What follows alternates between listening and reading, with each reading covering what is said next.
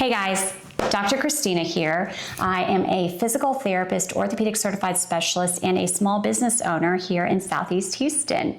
I want to talk to you today about something that a lot of us deal with every single day, which is pain from sitting in the car. Do me a favor, before you go any further in this video, I need you to share this with your fellow road warriors so they're not suffering from the same symptoms that you are. I am a mobile physical therapist in my small practice, so I am in my car a lot. I mean, probably at least 5 hours a day I'm driving from one client to another. And so I deal with back pain, neck pain, hip pain, all those issues, the same as you for any of my truck drivers, any of my med reps that might have to be traveling between doctor's offices. If you've got a job where you have to drive far distances often and you're dealing with pain because of that, and you know it has to do with how your car is set up, I want to tell you today what kind of tips and tricks I use for myself when I'm driving in between clients to help with my pain, and how you can use those principles to help yourself.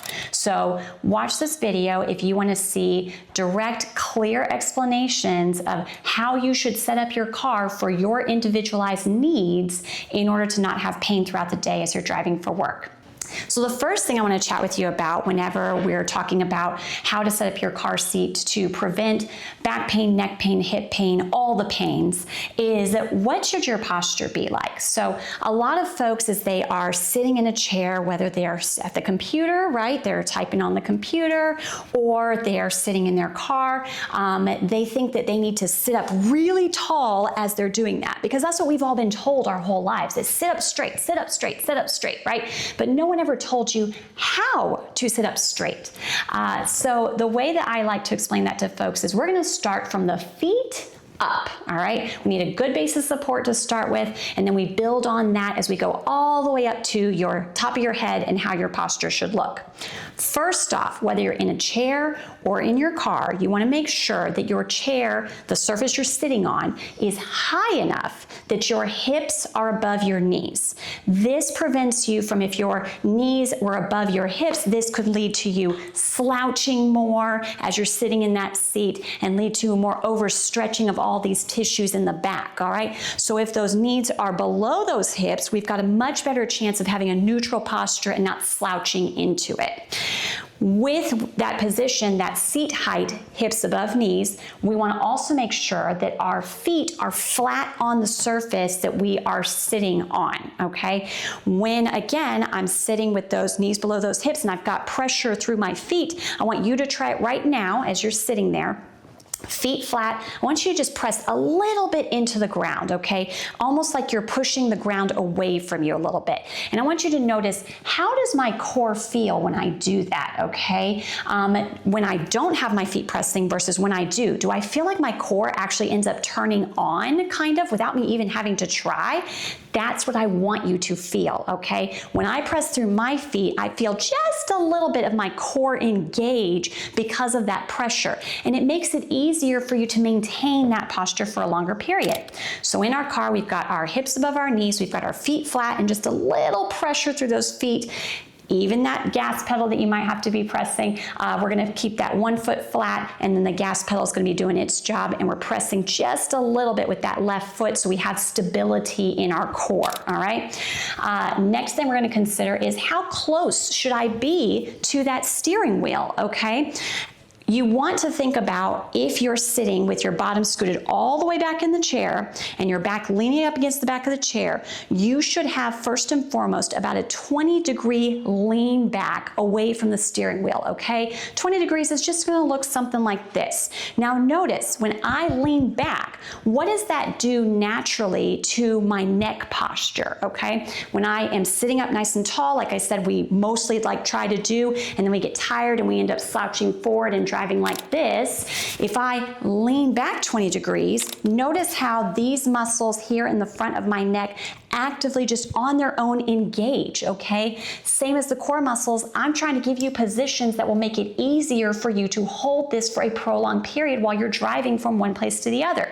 So we've got that 20-degree lean back in that chair, and then we're gonna get close enough to that steering wheel that we can have our elbows resting at our sides, our arms bent at 90 degrees here, and I am holding onto the steering wheel right here, all right? One big misconception that I would love to put an end to right now at this moment, okay? I need you to take this in, and I need you to tell everyone you know, we are no longer driving with our hands at 10 and 2.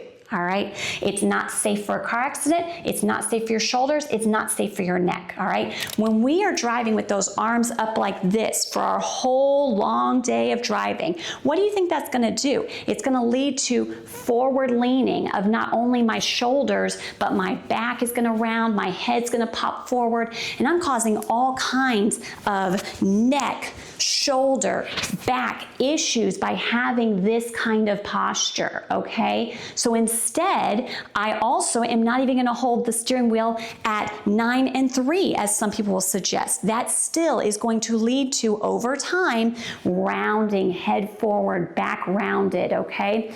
Instead, we're gonna place those hands now at 7 and 5, okay? 90 degrees here, scooted close enough to that steering wheel that I can hold on with that 20-degree lean back right here, okay? I can comfortably stay in this position, keep my shoulder blades open because gravity is assisting me with keeping those shoulder blades open since I have that 20-degree lean back, okay? And I am making sure that I'm not going to be tempted to lean forward. If I feel my shoulder blades peel away from the back of my seat, I know that I'm not sitting correctly, all right? So we've gone over hips above knees, the left foot planted in the car, so you've got a little bit of core engagement, sitting all the way back in the chair, 20-degree lean back, close enough to the steering wheel that you can hold at 7 and 5 and have your elbows bent at 90 degrees.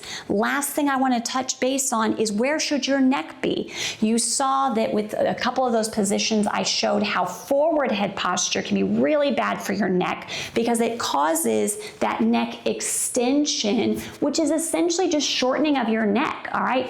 It may not look like it, but if you are sitting at the computer or at your car seat with your head forward like so, you're essentially walking around all day like this. That's what you're doing. You've got your neck in the posture where you're extended to this level, okay? I didn't do anything to change my posture except round my back, and my neck did not change at all right?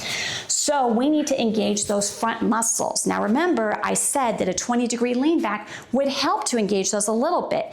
The last thing I want you to think about though is that if you feel that head peeling away from the back of your seat from that headrest, you know that you're getting a forward head posture again and that you're contributing to your neck pain and issues. So we're not going to do that. We're going to keep these muscles engaged, keep that head glued to the back of the chair, and we want to keep that chin parallel to the ground, okay? I don't want to have my head glued if it means that my chin's up like this. I want it parallel to the ground so that my eyes can look straight forward, if not slightly down.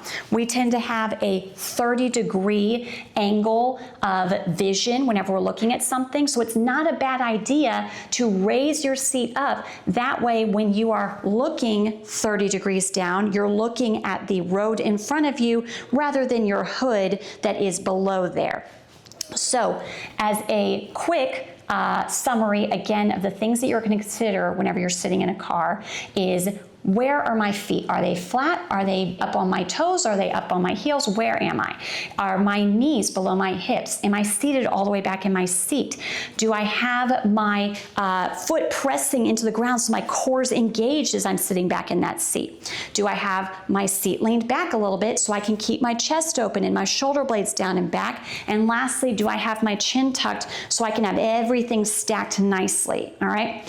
Now, this is a very generic explanation of how you should set up your car. If you try these things and you find that it is not fixing your issues, I could go down so many more rabbit holes with you of how each individual person may need a little bit of different cueing. We might have to consider, is your pelvis rotated? We might have to consider, even though you're pushing into your core, are you using your core correctly? So there's plenty more that can be gained if you're not noticing improvement from just making these small changes.